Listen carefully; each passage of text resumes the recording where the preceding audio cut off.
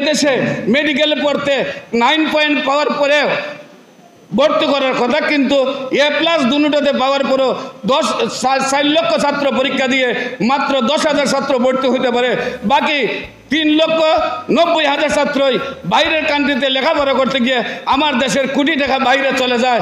তারা প্রতিষ্ঠিত হলে আমাদের দেশের সমস্ত সম্পদ বিক্রয় করে মা বাপ সহ তারা বাইরে চলে যায়। আমার দেশের সম্পদ হারায়, মানুষ হারায়, শক্তি হারায়, অর্থ হারায়। কিন্তু আমরা যদি তাদেরকে এদেশে মেডিকেল পড়ার সুযোগ দিতাম, চীনে যদি 8 পয়েন্ট নিয়ে মেডিকেল পড়ার সুযোগ দিতে পারে, আমার দেশে দিলে অসুবিধাটা কি? সে যদি পরীক্ষায় পাস করতে পারে, আমাদের অসুবিধাটা কি? সে যদি মেডিকেলে আমার বাংলাদেশের সব মানুষ যদি ডাক্তার হয়ে যায়, তাহলে সারা বিশ্বের মানুষ আমাদের কাছে চিকিৎসার জন্য আসবে, সেটা আমার অসুবিধা কি? কিন্তু আমরা দেখা যায় কয়েক লক্ষ মানুষের মধ্যে একজন ডাক্তার আমাদের ভাগে পড়ে না। ডাক্তাররাও যেভাবে খুশি, যখন 50 লাখ টাকা খরচ করে লেখাপড়া করতে হয়, তখন সে আবার কর্মজীবনে এসে সেই তার পাওনা টাকা সে উদ্ধার করতে চায়।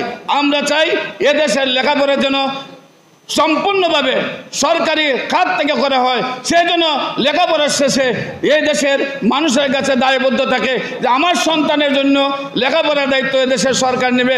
প্রতিটা মানুষ শিক্ষিত হলে, আমরা যদি কর্মমুখী সবাই হই, কর্মমুখী শিক্ষা আমাদের হয়, আমাদের যদি লেখাপড়ার সুন্দর সুযোগ হয়, তাহলে এই দেশটি সোনার বাংলাদেশ হবে।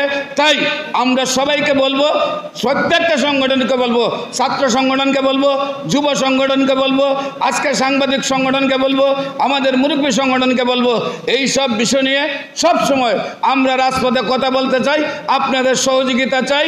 আজকে বাংলাদেশ ইসলামী সমন্বয় পরিষদের যে সাংবাদিক পরিষদ গঠন হবে, সেইখানে আপনাদের সবাই সার্বিক সহযোগিতা কামনা করে আমি বক্তব্য শেষ করছি। সবাইকে ধন্যবাদ। আসসালামু আলাইকুম ওয়া রাহমাতুল্লাহি ওয়া বারাকাতুহু।